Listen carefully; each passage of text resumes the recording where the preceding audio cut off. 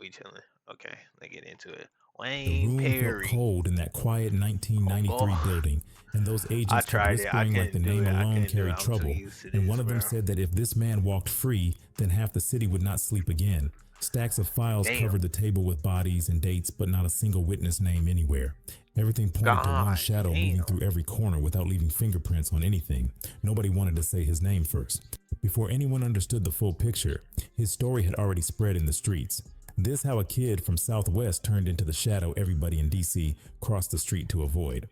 Southwest DC in the late 60s carried those tight Uh-oh. rows of blocks where Let's kids get played ball into in the it. streets while older men Wayne watched Perry, corners, how he and families tried to keep terrorized their homes steady DC. inside a city shifting fast around them. The Wayne state Perry of grew up right inside politics. that 203 section where everybody knew everybody, and weekends felt loud with uncles grilling food and cousins running around.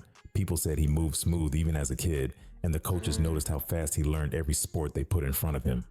His name landed in the Washington Star How more is than you once gonna kill because he hit some baseballs over? hard and threw punches clean I don't inside know youth how many boxing people events, this nigga can and kill. older girls But how smiled at you him gonna early kill since so he many carried people and himself then with go confidence. buzz 'em? I The mean, hey, story gets bro. complicated when you look at the I don't figures knock standing it. around I don't him, knock it. because That's one just older like a guy named general Lop question for carried weight in the neighborhood, and Wayne followed his style closely, learning the way like dice at tables that worked and how point, hustlers moved when money got your tight. soul is He was gone when young you but game. watched everything with sharp eyes, I and guess he you can picked get it up back lessons though. on posture and I tone guess you can from find men it who back. lived by different I rules. don't really know, bro. People But said Wayne lived damn. two separate lives back then, showing up to practices as a star athlete during the daylight hours, then hanging around the side streets after dark, listening to the older boys talk about robberies, gambling tricks, and reputations. Summers changed him even more because he spent them in rural Georgia where the air felt heavy and the racism stayed close enough to touch daily, and he fought often because he That refused to let racism. anybody disrespect him. That For any racism reason, those was. long months sharpened his temper I know and that toughened shit his was crazy, pride, bro. and every My fall he great returned to grandma. DC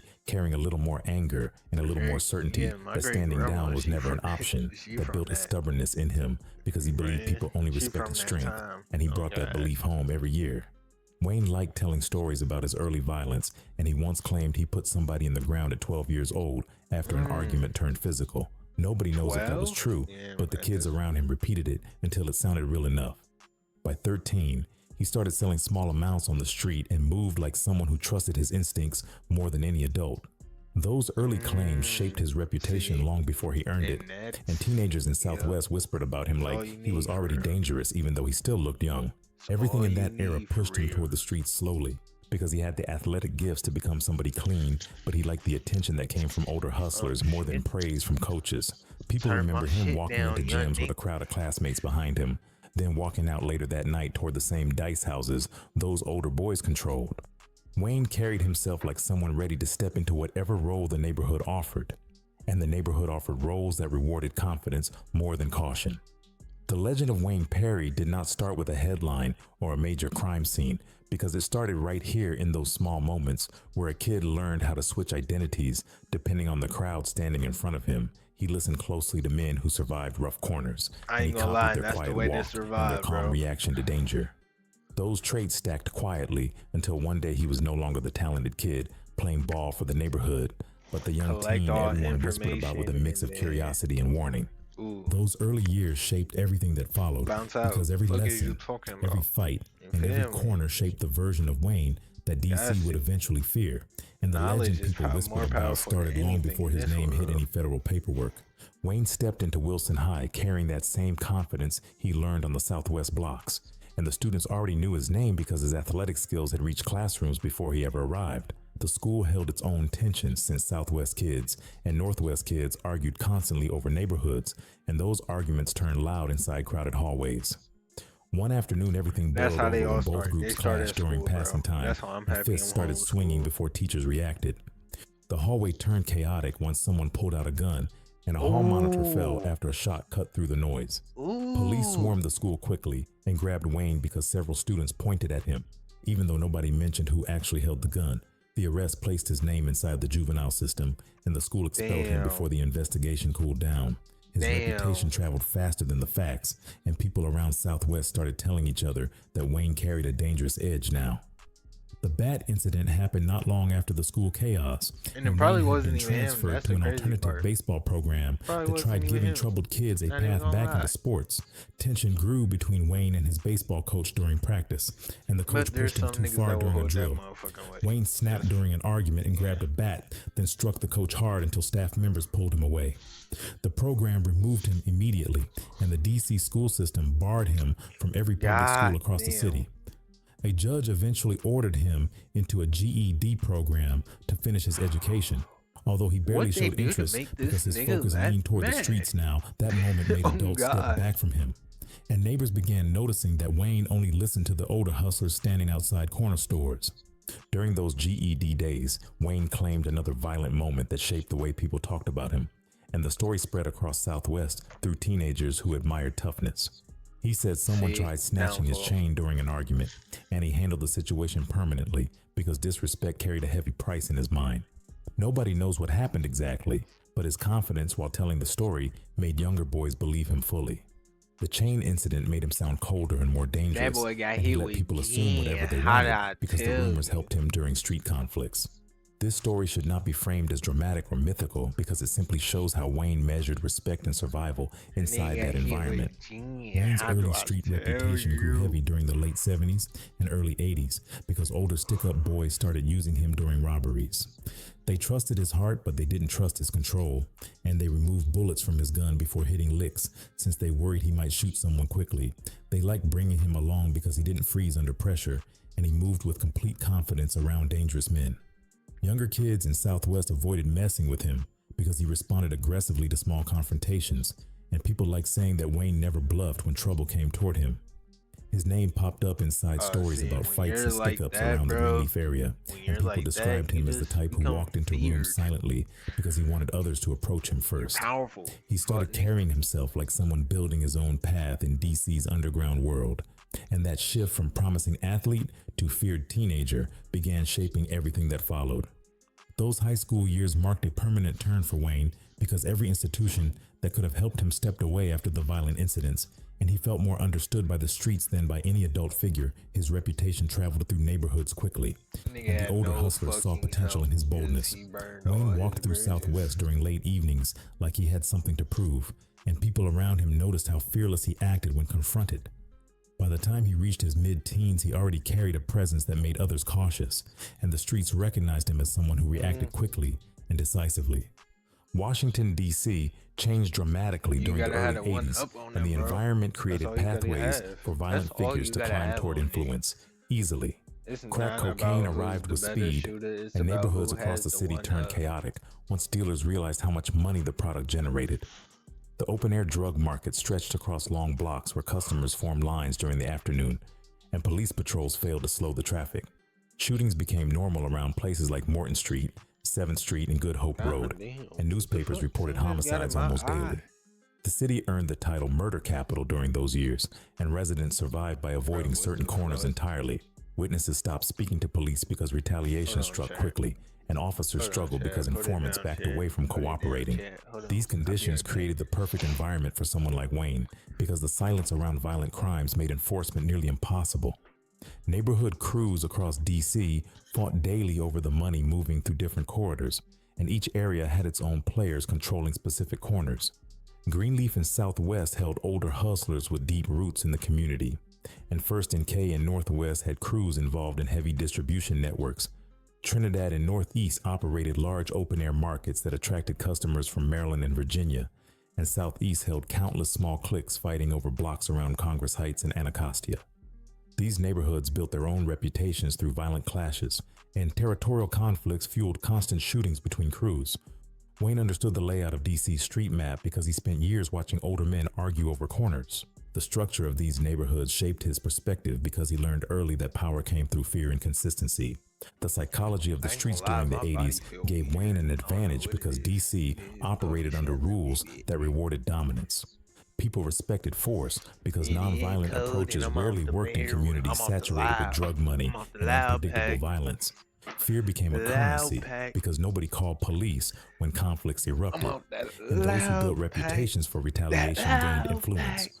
Wayne thrived under those circumstances because he already believed strength demanded action, and the streets reinforced that belief daily.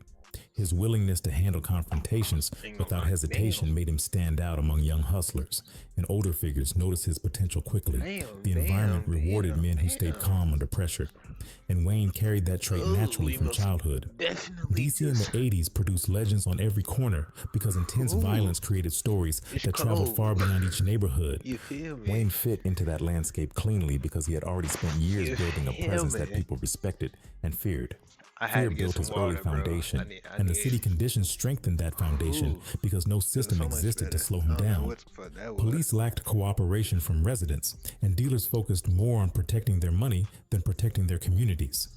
Wayne's Man, oh mindset God, niggas worked don't really perfectly care inside about that the situation, community, sir. and the city unintentionally created an ecosystem that embraced anyone who understood how to move without Niggas just care about hesitation. themselves, During the which mid-80s, the streets became even more unpredictable I can because see. cocaine money brought outsiders, new weapons, and rising tensions between local crews. Wayne watched these changes closely and adjusted himself as the new environment demanded. His confidence had grown far beyond teenage bravado, and people understood that Wayne responded aggressively when challenged. The fear he generated among younger boys increased significantly, and older hustlers gave him tasks that required absolute certainty. His ability to remain calm during dangerous moments separated him from others, and those traits built the foundation for the man he eventually became.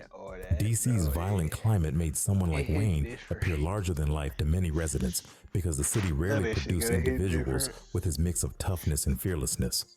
People watched his rise and wondered how far he might go because his name traveled through neighborhoods at a time when communication happened primarily through word of mouth. Every corner carried stories about robberies, fights, and confrontations involving Wayne, and those stories were repeated often. The city shaped him and sharpened him, and he evolved into a force powered by his environment. By the end of the 80s, Wayne had grown into a figure perfectly aligned with the chaos surrounding him, and the streets recognized his potential for greater influence. His presence, joined with the instability of DC's drug economy, created a pathway toward the next stage of his life. He entered that phase carrying everything he learned from Southwest DC, from Georgia summers, and from every fight he survived as a teenager. The city had produced a man who understood violence deeply, and the streets would soon turn him into something far more dangerous. Wayne's time in juvenile detention around 1984 marked a serious shift in the way he moved through the city because he entered that system carrying a story that traveled quickly among inmates. He claimed he killed someone in self-defense right in front of police officers, and he told the story like it proved he never folded under pressure. The details around that killing stayed cloudy, but Wayne leaned into the legend because it helped him build respect inside those detention walls. Officers treated him cautiously, and other juveniles watched him closely since they believed he reacted faster than anyone else in dangerous situations. I don't know if that was true. He stayed locked up for a few years and finally walked out around 1987 as a harder version of himself. When Wayne came home, the streets felt louder and more chaotic than before because DC's drug economy had expanded quickly. Dealers needed people who could protect their money and punish anyone who disrupted business. The drug world operated like a battlefield during that era, and players needed someone who understood fear deeply. Wayne recognized the open lane instantly because he moved with confidence that fit the job. He stopped chasing small hustles and stepped toward murder for hire work because he believed that lane offered money, power, and a level of respect that regular hustlers never reached. He took jobs quietly, and word spread among local dealers that Wayne handled business faster than anyone else. Wayne's style separated him from other shooters because he carried a reputation for walking directly toward targets instead of firing from cars or corners. People said he never trusted long-distance shots, and he preferred to close the gap and look men in their eyes before pulling the trigger clean. His method made witnesses freeze because they never expected someone to walk calmly into danger. So this nigga Police struggled because Wayne never left obvious traces behind him, So and the when victims you bring rarely up saw him walking coming until he down stood close enough to end and the who made situation that shit quickly. a trend, He earned a bring this reputation nigga for Wayne staying Perry collected up. during gunfire, Oh, God. and his calm Alright, movements for sure. during each job made other shooters For nervous sure. around him. Wayne rarely bragged about his kills, but his silence carried weight because people filled the gaps with stories. They said he sometimes waited Yeah, and they outside don't know what buildings really for hours happened. without showing frustration, and he approached targets with precision learned from years of watching street conflicts. Older criminals called him dangerous because he carried discipline uncommon for young shooters who acted impulsively. Wayne studied the That movements nigga of his targets served patiently, in and he moved only when he Navy, believed the outcome military, favored him. whatever. That made him valuable in a city where fear controlled every interaction. As his reputation grew, younger boys around Southwest and other neighborhoods wanted to stand near him. They saw him as a path toward status, and they followed him closely to learn his mannerisms. Wayne began building a small crew of young shooters who wanted to prove themselves by taking orders from someone respected. He taught them how to stay quiet, how to watch corners without drawing attention, and how to carry themselves around police. He used money to reward loyalty and intimidation to correct mistakes. His personality balanced both approaches because he carried charm when relaxed, but he shifted sharply when business required intensity. Fear became Wayne's strongest weapon, and he understood how to use it without speaking loudly. People crossed the street when they saw him walking, and older criminals respected him because they knew he never hesitated during violent situations. His crew followed his lead because they believed he offered protection from rival shooters. They moved through neighborhoods like a tight unit, and their presence created tension among anyone unfamiliar with Wayne's reputation. Wayne's influence spread beyond Southwest, and other crews started recognizing him even if they never interacted directly. His ability to control younger shooters and stay disciplined during high-risk jobs made him stand out from typical street enforcers. He operated as a lone hitman who ran his crew like a training ground for ruthless specialists. Dealers hired him because he delivered results without unnecessary noise, and his efficiency kept his name circulating throughout the city. The city's violent climate suited Wayne perfectly, and the mid-'80s turned him into a street asset valued by people who needed protection or retaliation. He did not chase recognition, but the streets documented his presence anyway. Every quiet job added another layer to his myth, and every whispered story built his image as a figure who controlled outcomes without explaining his reasons. By the time he reached the late 80s, Wayne had already become a respected hitman, and the city viewed him as someone who mastered the violent currency running through DC. His crew moved behind him with loyalty built through money, fear, and admiration, and he walked through the city knowing his name carried serious weight. The environment prepared him for a partnership that would push his name far beyond local legends, and his hitman career set the stage for the next chapter in his life. Alpo Martinez walked into Washington, D.C. during the late 80s with Harlem swagger, and he carried enough cocaine to shift the rhythm of several neighborhoods quickly. He came from the same New York streets that produced hustlers like Rich Porter and Ozzie Faison, and he learned early how to turn heavy weight into serious money.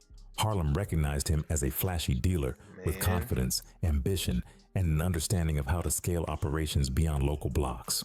When he arrived in DC, he understood immediately that the city moved differently because every corner held men who protected their territory with intense loyalty. DC hustlers did not trust outsiders, and newcomers usually faced robbery or violence before earning any position. Alpo needed real protection because he brought large shipments and wanted guaranteed safety while he expanded his business. He searched for someone who created fear naturally, and he wanted a partner who understood the streets with precision. Two different stories exist about the moment Alpo and Wayne crossed paths, and both explanations traveled through DC and New York. With equal strength, Wayne told people he almost killed Alpo inside the East Side Club because the girl claimed Alpo planned to set him up. Wayne explained that he walked straight toward Alpo with full intention to handle the situation until Little Pop intervened and corrected the rumor. According to Wayne, the misunderstanding ended there, but he believed the moment revealed something about Alpo because he allegedly showed fear when confronted. Wayne repeated this version with confidence because he wanted people to understand he never bowed under pressure. Alpo delivered a completely different version to investigators because he claimed he helped Wayne financially when Wayne battled legal issues. He said he paid Wayne's bond money and earned loyalty through that gesture, and he believed Wayne respected his generosity. Alpo made it sound like their relationship formed from transactional trust rather than conflict. Neither story holds definitive proof, and both reflect the pride carried by men living through violent environments. Both could be true, so I don't know. The partnership formed at the exact moment both men needed something the other person supplied. Wayne and Alpo worked efficiently because their strengths complemented one another perfectly. Alpo brought constant cocaine shipments through connections in New York, and he understood how to move weight quickly across multiple neighborhoods. His business skills made him valuable, and his ambition pushed him toward rapid expansion inside DC. Wayne brought intimidation, discipline, accuracy, and the type of fear that turned rivals into silent bystanders. People already whispered his name throughout Southwest and other areas, and nobody wanted conflict with someone who moved confidently during every confrontation. Their partnership created a strong balance because Alpo never feared robbery with Wayne standing beside him, and Wayne never worried about money or resources while managing violent responsibilities. The Martinez organization formed steadily as the partnership matured, and the operation used apartments, vehicles, stash houses, and trusted couriers to protect heavy amounts of cocaine. Alpo controlled the supply and maintained communication with New York contacts, and he moved hundreds of thousands through DC streets regularly. Wayne handled enforcement and acted as the face of intimidation whenever problems appeared, and his presence eliminated theft because local crews feared retaliation. Young hustlers observed the dynamic and recognized the organization as a serious force, and they avoided interfering with its movements. Dealers across Northwest, Northeast, and Southwest understood Wayne represented immediate danger, so they stepped aside when Alpo expanded toward profitable neighborhoods. Wayne kept order through quiet approaches because he did not believe in long speeches or open threats. He rewarded loyalty with cash, clothes, and access, and he punished betrayal instantly without showing hesitation.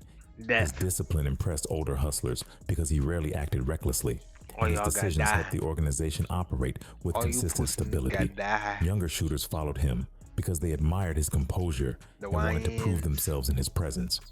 Wayne shaped these men by teaching them how to observe targets, read movements, and control emotions during high-risk situations. The organization functioned smoothly because everyone understood Wayne's expectations clearly. Alpo rewarded Wayne well because he recognized the value Wayne brought to the operation. He supplied Wayne with luxury cars, including a Mercedes 560, and he purchased expensive clothing to reinforce Wayne's image publicly. Alpo wanted Wayne to appear powerful because that appearance protected the business from potential threats. Wayne accepted these gifts because they represented appreciation, and he used them to maintain influence around DC people.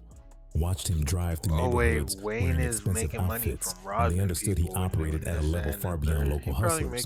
His rise reflected the partnership completely because Alpo's resources and Wayne's enforcement formed a tight structure respected by nearly every crew in the city. But then it gets to a point there's the nobody Martinez else organization y'all used several neighborhoods as operational points, including areas near Euclid Street, Park Road, and Southwest corridors.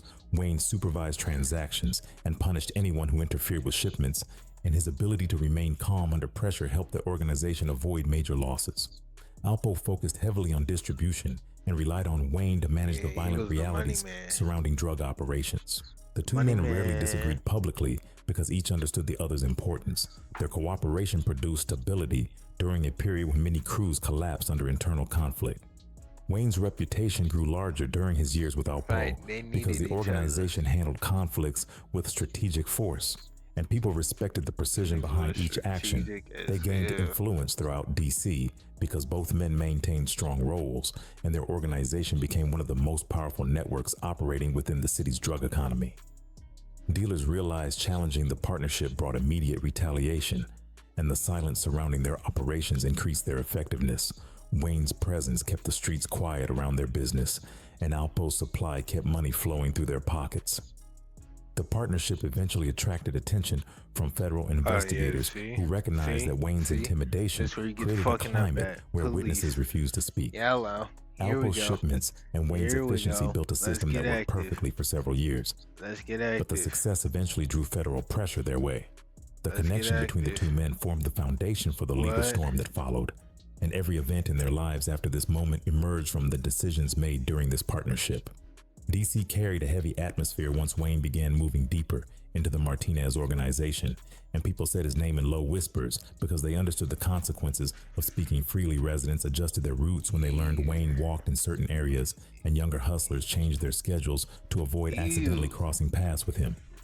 Conversations shifted quiet whenever his name appeared inside barbershops or dice games, and men who usually bragged loudly about street business lowered their voices quickly. DC's fear did not grow overnight, and it built slowly as bodies connected to Wayne's circle surfaced across different neighborhoods.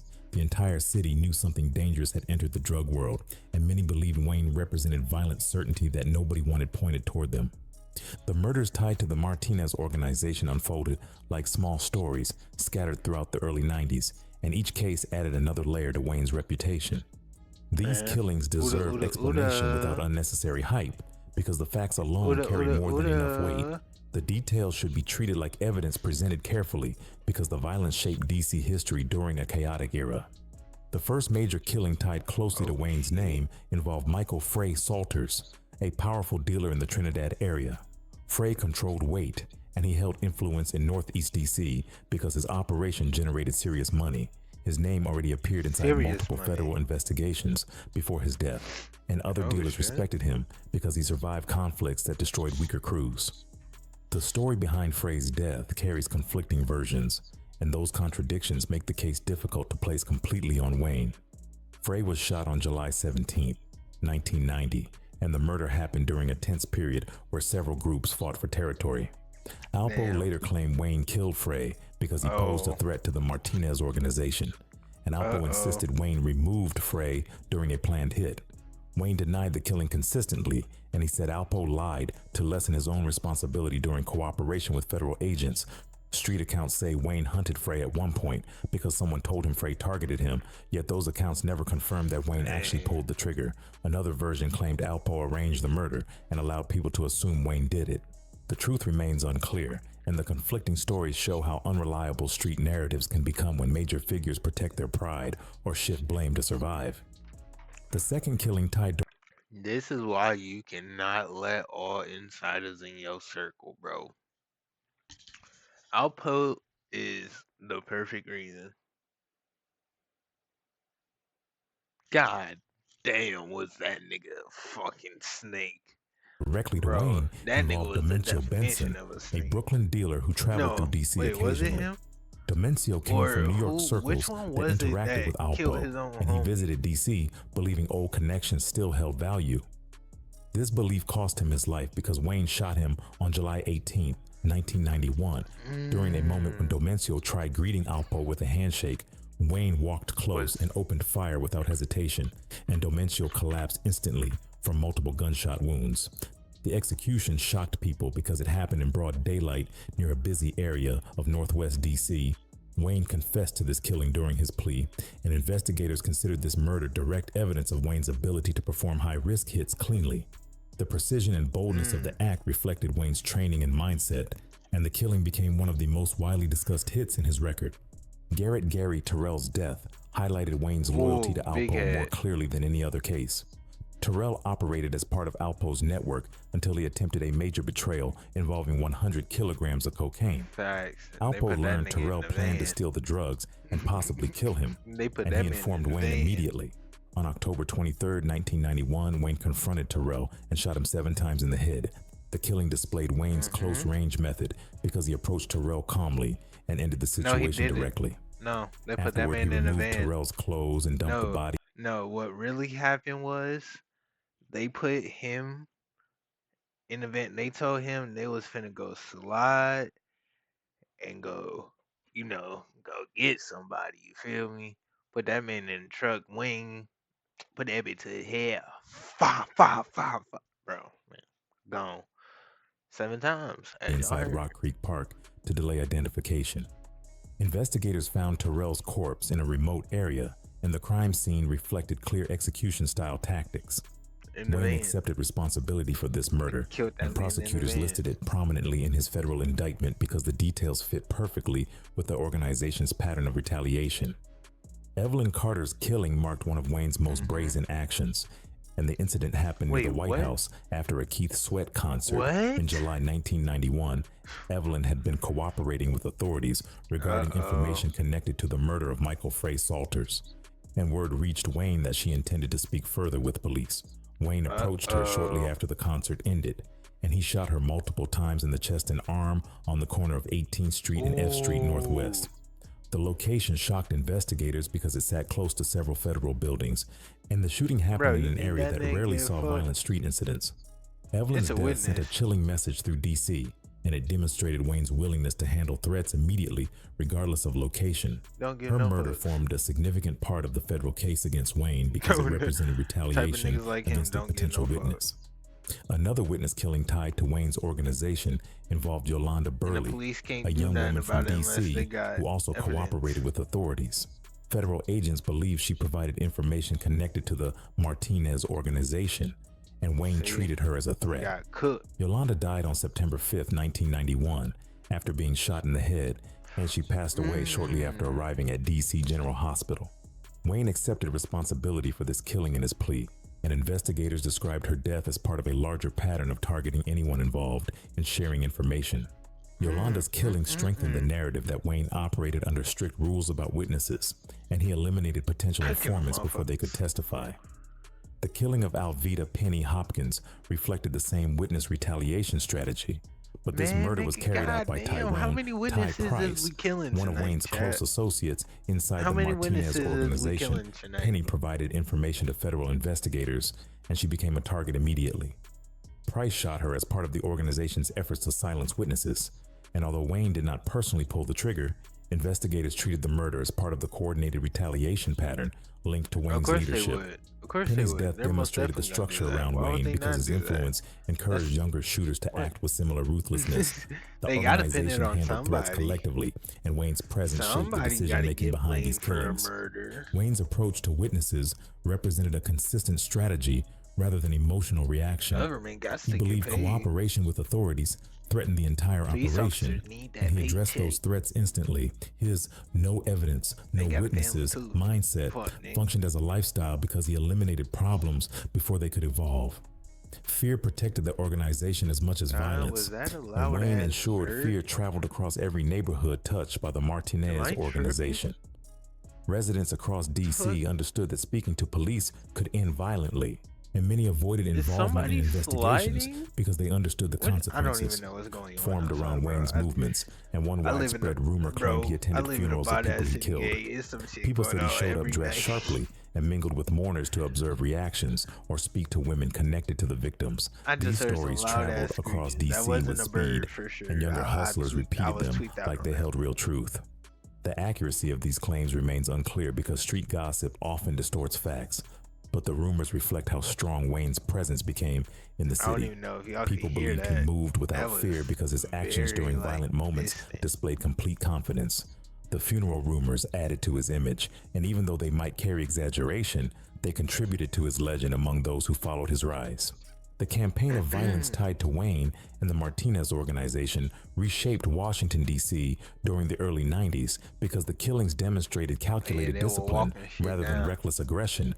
Wayne controlled his crew They were firmly, walking shit and his down. approach to retaliation Smart way. created a climate where silence felt God. safer than compliance with law enforcement. The murders produced a chilling effect across D.C. communities because residents recognized the pattern clearly.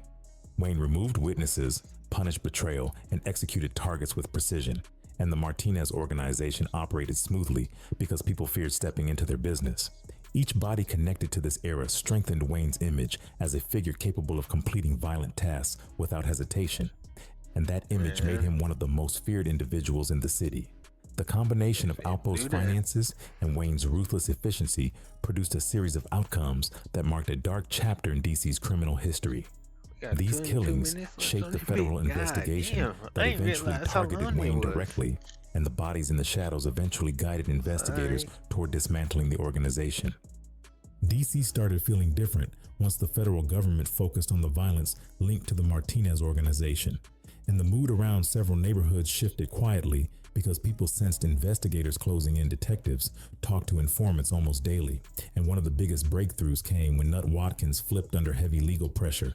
Nut had been involved with hustlers inside the drug world long enough to understand how operations functioned, and he carried information that investigators needed desperately. That nigga looked like He started ran giving on film. details about stash houses, shipments, retaliations, and Nigga movements looked like he surrounding Wayne ran and the on shooters who some. followed him. Nutt explained how Wayne handled confrontations, and he described the silence that protected the organization for years. Federal agents listened carefully Yeah, when you because don't Nutt talk connected about missing shit, pieces that matched it's timelines kinda from older harder homicide to, files. you know, Each interview added clarity, and kinda harder investigators to realized they now find out possessed the someone truth. who understood the internal You just structure don't better say than that. anyone previously Have questioned. y'all not realized More that by people now? stepped forward quietly because the atmosphere around DC changed once they learned federal agents wanted Wayne more than anybody. Detectives noticed small shifts in loyalty across the drug world because men who once stayed silent now feared the scale of the investigation. They talked cautiously because they knew Wayne's reputation for retaliation, and they understood that cooperation carried So massive it's risk. either Nutt remained the main informant because he supplied the largest amount of detail, and his statements started shaping a clear pattern of violence tied to the organization. Investigators finally saw a pathway to build a large federal indictment, and they prepared for the next step. By 1991, the pressure increased significantly because federal agents moved aggressively toward Alpo Martinez, and they tracked his distribution network across DC and New York. Alpo held cash, cocaine, and influence, but he could not outrun the weight of federal surveillance. When armed agents arrested him on serious drug and murder-related charges, the Nigga courtroom rat. witnessed a I moment ain't that even shocked the gonna lie. I public. don't know what all that Reporters extra described hand Alpo movement crying was with my lip. during I his early did get some hearings water, because he faced the getting water possibility all of over the capital top of my lip, punishment. but His lawyers struggled to control the damage, and they warned him that federal prosecutors prepared to chase the harshest penalties I don't know possible. what all that other shit The was government for. believed Alpo directed murders I ain't across gonna different lie. states, I ain't gonna and they back. believed those killings connected directly ain't to the gonna drug back. empire he created. Wayne heard about Alpo's arrest almost immediately because word travels quickly through DC, and he told several associates that he planned to protect Alpo from street retaliation. Wayne made it clear that nobody should target Alpo while he remained in custody, and he wanted rivals to understand that any action against Facts. Alpo would bring consequences. People believed Wayne's influence reached courthouses, holding cells, and several neighborhoods because his He name had carried his serious weight. back, His bro. loyalty toward Alpo remained strong because their partnership shaped his rise, and he remained committed to protecting the man who helped strengthen his position. Federal was his agents studied Wayne downfall. closely during this period because they believed he represented the most dangerous part of the Martinez organization. They knew I ain't gonna Alpo lie, supplied cocaine yourself is and more handled business important decisions, than when but it Wayne comes to enforced shit like discipline that. and maintained fear throughout DC. When it comes to shit Investigators like this, considered people are Wayne gonna nearly naturally untouchable think because I'm witnesses more refused to important. speak, and the streets understood the danger connected to naming That's him what directly. most people are Many gonna residents think, saw bro. Wayne as So the it's harder like, target because he moved differently, enforced rules you with gotta be ready consistency, to think and about carried a presence yourself that at scared all potential times. informants into silence. The federal government wanted Wayne more than Alpo for several reasons, and intimidation played a major Murders, role in that decision. bodies. Prosecutors believed removing Wayne would increase witness cooperation across the city, and they believed taking him down would cripple the entire drug network. They No, viewed wouldn't. Alpo as the face of the cocaine operation, but they viewed Wayne as the force that kept the network alive through fear. They felt Alpo could be replaced by another dealer, but they believed Wayne represented something deeper because he controlled violence strategically. Alpo saw the Facts. situation change I ain't rapidly gonna once he lie. faced the death penalty openly, and he realized the government planned to push hard for the harshest outcome. Federal agents spoke to him repeatedly and hinted that cooperation would provide the only realistic path toward survival. The fear of death created heavy pressure, and Alpo weighed his options carefully. He understood the consequences of betraying Wayne, but the threat of execution made cooperation feel like the only possible escape. His decision would permanently reshape the future of the organization, and it would create a chain reaction that hit DC harder than anything the streets expected. Investigators noticed immediate progress once Alpo began speaking privately with federal agents, and they recognized that the net surrounding Wayne tightened with every meeting. The information Alpo supplied supported Nut Watkins' statements, and the government used both accounts to form a stronger case. They built timelines showing Wayne's movements across different neighborhoods, and they compiled lists of individuals connected to violent acts carried out by the organization. They matched phone records, travel patterns, and locations, and they learned how each murder linked to internal decisions made during the partnership. DC felt the shift gradually because fewer people carried confidence in the organization's future, and rumors spread that the investigation reached levels never seen before. Hustlers across the city understood that the partnership between Wayne and Alpo shaped the most violent era in years, and now federal agents wanted to break that structure completely. The streets watched quietly because they sensed something major approaching, and they knew the outcome would change the balance of power across DC. The federal buildup reached a point where nobody could stop the momentum, and Wayne stood at the center of a storm built through years of violence, loyalty, and strategic brutality. The net closed around him slowly, and everyone understood that the next step would shape the future of DC's criminal history. The streets reacted with disbelief when news spread that Alpo turned informant, because many people considered him a fearless figure who stood beside violent men without hesitation. His cooperation deal shocked the entire drug world because nobody expected him to testify openly about an organization built on silence. Alpo sat with federal agents and provided detailed explanations of Wayne's actions, and he listed murders, named victims, and described the tactical reasons behind each killing. Investigators wrote everything carefully because Alpo offered the blueprint needed to dismantle the network that operated across DC. He described how Wayne approached targets, how the crew handled money, and how witness retaliation decisions formed within the organization. Federal agents understood Alpo's cooperation represented a chance to I ain't close even gonna cases lie. that haunted them for years, That's what it seemed and they like. used his testimony to craft a powerful Like indictment it's against cool Wayne to have and the people shooters who worked around, beside but him. then like you The gotta know betrayal how to do cut deep everything in on your D.C. own. If you because don't know people how to do realized everything Alpo on your abandoned the own, man bro, who how protected do him I for tell years. you you are Wayne remained unaware of the full betrayal when police arrested FUCK? him on a smaller Fuck. charge involving a simple cocaine sale to an undercover officer. The charge Damn, appeared see, minor on the and surface, that's and Wayne where, probably expected a quick release or light sentence. and The situation changed that's where instantly you when get federal cooked. agents stepped into the room and served additional indictments based on Alpo's cooperation. Wayne understood the game had shifted because federal Damn. charges rarely arrived without serious evidence. His arrest created shockwaves through Southwest because people realized the government planned something larger than a standard drug case. Investigators connected Wayne to multiple murders, and they How prepared to many? present an indictment fueled by the Let's stories see. Alpo delivered during Let's see several what interview Alpo sessions. says, and let's see what Courtroom Wayne tension says. rose once prosecutors presented a 27-count indictment linking Wayne to murders, drug distribution, conspiracy, and witness retaliation. The document reflected 27 years of violent counts? incidents stretching across D.C. neighborhoods, That's not and just the murder. prosecutors mentioned I the think that's of possibility of all the the death penalty charges. because the murders matched federal criteria for capital punishment. Wayne kept a calm expression during court appearances, and reporters noted he rarely reacted to arguments made by prosecutors. Crazy. The depth of the indictment shocked residents because they never expected federal agents to gather enough evidence to charge Wayne formally. Eric Holder played a key role during the prosecution because he served as United States Attorney for the District of Columbia at the time, and his office pursued the case aggressively. Holder understood how deeply Wayne's violence affected the city, and he believed removing Wayne from the streets would reduce homicides and improve witness cooperation in future cases. Prosecutors connected Wayne's name to killings involving Domencio Benson, Garrett Terrell, and several witnesses, and they structured the indictment to show a pattern of retaliatory violence. Tyrone, Ty Price, and Michael Jackson also faced charges connected to the organization, and prosecutors described their roles during witness retaliation and drug distribution incidents. Price faced scrutiny for his involvement in the murder of Alveda Penny Hopkins, and Jackson faced charges tied to violent acts carried out under Wayne's direction. The federal government presented the case as a coordinated effort by a disciplined organization with Wayne at the center. Courtroom observers described tension whenever Alpo's name appeared during testimony because the betrayal represented the most dramatic shift in the case.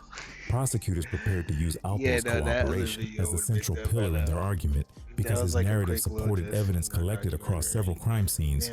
Wayne watched the case unfold without showing panic, but everyone understood Alpo's decision created a challenge too large for Wayne to defeat alone. The streets responded to the betrayal with judgment, confusion, and disbelief because many people associated Alpo with loyalty until the federal pressure forced him to choose survival. Wayne's arrest marked the beginning of the end for the Martinez organization, and the federal buildup created a chain of events that pushed both men toward irreversible outcomes. The case moved forward with rapid intensity because investigators wanted to prevent any chance of witness retaliation, and they prepared the courtroom for one of the most significant trials in DC's criminal history. The betrayal changed the rhythm of the city because people realized nobody held immunity from federal pressure, and the downfall of the organization proved even feared men could collapse when the right leverage applied. The streets never recovered from the shock, and the entire city understood that Wayne's fate now rested inside a courtroom shaped by the words of the man he once protected. Wayne understood the weight of the indictment once prosecutors confirmed they would pursue capital punishment, and he knew the federal government rarely threatened the needle without preparing to use it fully. The evidence gathered through Alpo's cooperation created serious risk, and Wayne believed the government now held enough information to shape any narrative they wanted. He told several people that Alpo planned to blame him for murders he never committed, and he knew the courtroom favored whoever spoke first with details that sounded believable. Wayne recognized that fighting the case could expose his co-defendants to harsher outcomes, and he disliked the idea of younger men suffering because they followed his lead. Pressure increased daily as investigators collected additional testimony, and Wayne realized that taking the plea offered the only path that guaranteed survival. His lawyers explained the stakes clearly, and they warned him that the government would push the death penalty aggressively. How do I know that? Wayne accepted that punishment for his actions should be heavy, but he refused to dive through a process shaped by someone he no longer trusted. He accepted the plea because he believed it protected others and reduced the chance of fabricated stories influencing the outcome. The plea agreement. I got a dad that's locked up for a murder he ain't even do. Now, you got the city that completely went against this nigga. So corrupt. It was corrupt, gang. That's all we're gonna say. That's all we're gonna say. Cause now the case is back open. So we can't really talk too much on it, actually. So yeah, we can't really. We can't. I just cut that out, bro. If Required y'all Wayne to got that confess on to the 5 live, y'all murders got that. connected to the Martinez But organization, I'm and not the really federal supposed judge to be asked talking multiple on that. I questions forgot. before accepting the deal officially. Wayne spoke calmly during the hearing, and he And that acknowledged almost his got a role in the little too killings far. listed by prosecutors. The confession shocked Or people who nah, respected Wayne's corrupt is silence, good. and many believed he Everybody accepted know that bill was responsibility corrupt. because he Motherfucker, valued loyalty that's more than self-preservation. I The ain't court gonna lie. sentenced him to multiple life sentences without parole, and he prepared himself mentally for permanent imprisonment. Prosecutors considered the plea a victory because it removed one of DC's most feared men from the streets permanently. Reporters described the courtroom atmosphere as heavy because everyone understood the significance of the decision. DC You know reacted what? strongly As to a Wayne's matter of sentencing fact, because residents spent years hearing stories about his violent actions, and his fall created intense conversations inside barbershops and street corners. Older men compared his downfall to folklore because Wayne operated like a mythical figure for many years, and his reputation grew far beyond the facts available publicly. People described him as a ghost who moved through neighborhoods damn, what the silently, fuck? and his conviction felt like the end of a long era defined by fear and discipline. Younger hustlers used Wayne's story as a cautionary tale because they realized even the strongest figures collapse once federal pressure arrives. His decision to accept life sentences reinforced the idea that the streets never offer permanent success. The legend surrounding him changed shape after the sentencing because people spoke more Oh openly yeah, about his see, actions, see, and see. his name became a Hold on, reminder that chat. violence eventually leads. Hold on, chat, cause like I found it right here. There's a whole news article about this shit. Chat, y'all. It like if y'all motherfuckers think I be lying about shit, I like. There's no reason to lie. There was a news article about this shit, chat. Welcome to my life. Well, welcome to my life. Southside, on God, Youngstown, Ohio, Miller, on God. Now, let's not show everything, but yeah, deny claim. Okay, anyway, Toward let go. isolation and Yeah, regret. yeah, bro. Wayne's fall remained one of the most Listen, discussed events inside DC's criminal history, I could and the really tell aftermath some shaped story time. conversations about I loyalty, think the story betrayal, time and today, consequences. story His name time's gonna be shifted from crazy because I active done been fear through some to crazy historical stuff. warning, and people I ain't repeated his gonna story lie. to younger generations who I've believed been through toughness some guaranteed protection. Wayne's crazy. sentencing proved that every legend ends once the system builds enough evidence to close the door forever.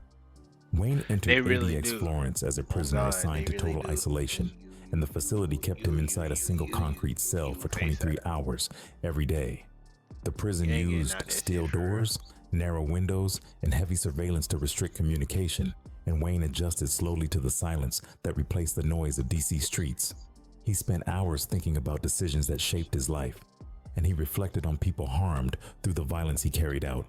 The isolation tested his Mm, patience because he experienced few human interactions beyond short conversations with guards. A DX what the allowed fuck? limited My shit just recreation turned inside down? small outdoor cages, and Wayne used that time to clear his Why did mind my and shit just manage the turn down emotional like pressure that? created by confinement. He remained disciplined inside the unit because he accepted the reality of his situation. During his years inside ADX, Wayne joined the Nation of Islam, and he wrote several letters describing his shift in perspective. He explained that time in isolation pushed him towards spiritual reflection, and he used religious study to rebuild his internal discipline. Wayne explored ideas about See, accountability, and he expressed regret you for the could pain he really do caused that families for across real. DC. His You letters could really contained do that short shit. messages encouraging younger men to You could avoid really do violence, that. and he warned readers that the streets never reward loyalty fully. His conversion surprised several people because Wayne rarely discussed religion before imprisonment. The Nation of Islam community inside ADX provided structure and purpose, and Wayne used these teachings to maintain emotional stability during long periods without contact. See, Rumors began spreading across DC you about could Wayne's rebuild personal life internal after discipline. several statements appeared in online forums and You street always can. conversations, There's some and some people motherfucker. Not speculated all about his people. sexuality Yeah, based on motherfuckers comments made by rebuild former internal associates. discipline. These rumors continued growing, because prison culture you often can do it. weaponizes personal narratives to diminish reputations, and many individuals repeated stories without evidence. The accuracy of these rumors remains unclear because they emerged years after Wayne's conviction, and the information came from sources with inconsistent reliability. These conversations reveal more about prison dynamics than Wayne's character, and they show how easily gossip travels when isolation prevents someone from defending themselves. Despite the rumors, Wayne's place in street mythology grew stronger because people associated him with precision, discipline, and ruthless commitment to the codes he followed. Several rappers referenced him in songs, and magazines wrote articles calling him the Michael Jordan of the murder game. That label reflected the extreme reputation surrounding Wayne's actions, and it demonstrated how deeply his legend penetrated American street culture. Documentaries and street DVDs featured interviews with people who knew him, and those interviews helped spread his story beyond DC. Men who never met Wayne still repeated his name when describing high-risk situations because they believed his discipline represented the highest level of street efficiency. Wayne's influence reached younger generations who study crime stories on YouTube and social media, and his legend continued growing because the details of his actions carried an unusual level of precision. Even people who disliked him respected his ability to operate in dangerous environments without fear, and his reputation became a case study inside conversations about violence and loyalty.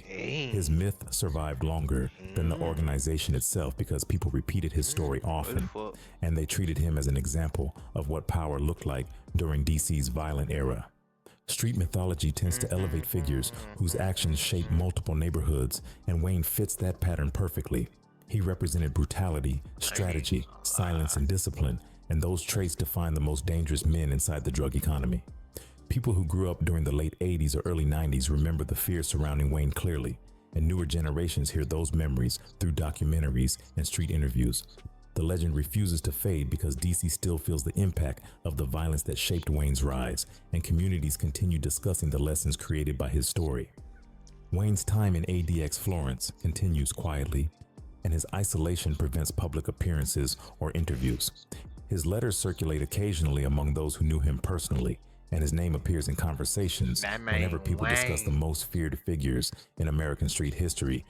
The legend remains alive because people treat Wayne as a symbol of an era defined by heavy violence and strict survival codes. He exists inside a concrete cell, but his story grows outside because the streets never forgot what he represented. That's clearly Wayne right there. Alpo walked out of federal custody during 2015, and his return to Harlem created heavy conversations because people wanted to know how he moved freely after confessing to multiple murders. He rode bikes through Harlem streets confidently, and videos showed him smiling while people whispered behind their phones. The city watched him closely because they understood his history, and they wondered if old decisions would follow him home eventually. When Alpo died on Halloween morning in 2021 after being shot on Frederick Douglass Boulevard, the internet moved fast with speculation, and countless people immediately connected his death to Wayne without any proof. Rumors spread quickly because the streets love stories that sound dramatic, and people believed Wayne still controlled influence from his concrete cell. No evidence supported that idea, and investigators confirmed zero links between Wayne and the Harlem shooting. Public perception twisted the story because people wanted symbolism, and they treated Alpo's death like the final chapter of an old betrayal. Reality stayed simple because Alpo died in a situation unrelated to Wayne, yet people refused to separate legend from facts. Older DC voices discussed Wayne's story after Alpo's death because younger people misunderstood the environment that produced him. OGs explained that Wayne grew inside a violent city shaped by crack, poverty, and unstable neighborhoods, and they said his toughness came from a world where weakness cost lives. They described the Southwest blocks during the late 70s and early 80s with heavy detail because that era built the mindset Wayne carried forever. They said he learned early that silence protected families and retaliation protected reputations. They explained how loyalty operated differently back then, and men believed the violence held value because other resources felt limited. Older men wanted younger listeners to understand the emotional cost behind the reputation, and they warned them that Wayne's story should not inspire imitation. They explained that Wayne mastered survival inside a system designed to swallow young black men, and they said he played a role created by the environment surrounding him. Younger viewers who never lived through that era gained context from these explanations, and they understood that Wayne's actions came from a dangerous period rather than random decisions. Wayne's final chapter represents a message repeated across countless street stories because the streets never love anybody, and loyalty to violence only delivers pain. Eventually, Wayne walked with confidence during his years in DC, but those choices Really? placed him inside a forever sentence surrounded by concrete and silence. The violence that earned him respect closed every path toward peace, and the code he lived by Always trapped him do. permanently. DC remembers Wayne because fear shapes memories stronger than anything else, and older residents recall how people moved differently once his name appeared in conversations. They remember the quiet Facts. tension around certain neighborhoods, and they remember the silence witnesses maintained whenever killings occurred. His removal from the city changed the atmosphere, yet his presence stayed Everybody inside went every back to story snitching. told by people who lived through those years. Oh Wayne became a God, ghost inside everybody went DC back. history because his legend stretches across generations, and My own and newcomers my own learn his niggas name started long getting after the man locked up himself after Wayne disappeared went from to public jail. sight. His story Cause remains and alive effect. because people use it to explain violence, loyalty, pride, and consequences. His influence never faded completely because the city shaped him deeply, and many residents still Plus, speak he about was him probably carefully. really the only Wayne's one name killing stays shit present for real. inside conversations about street history So because like people treat him when as a the symbol of an era witnesses is defined by coming up relentless missing, violence and, and like deep fear. you really His the only choices one removed killing shit, countless bro. opportunities from How his the life, and fuck they placed him is inside a world yeah? where reflection became his Oh only God. companion. He stands as proof that the streets always collect payment from everyone, and nobody escapes that truth forever. He built a reputation that traveled farther than anyone expected, and the ghost of that reputation remains stronger than the man behind it. The city moved forward without him, yet his shadow stayed behind as a reminder of what happens when violence becomes identity. Wayne's story ends inside a cell, but the legend continues walking through conversations across DC. That cold interrogation room feeling returns now because the legend begins and ends with whispers. Some names grow louder once the world locks them away, and Wayne Perry became one of those names. His story shaped Washington, Yeah. D.C. through His fear, name. loyalty, and calculated It's violence, crazy. That and the motherfucker city still carries still that memory talked about quietly. to this day. His life shows how choices echo long after the man disappears, and his ghost remains part of DC history without any drama needed. Man is still talked about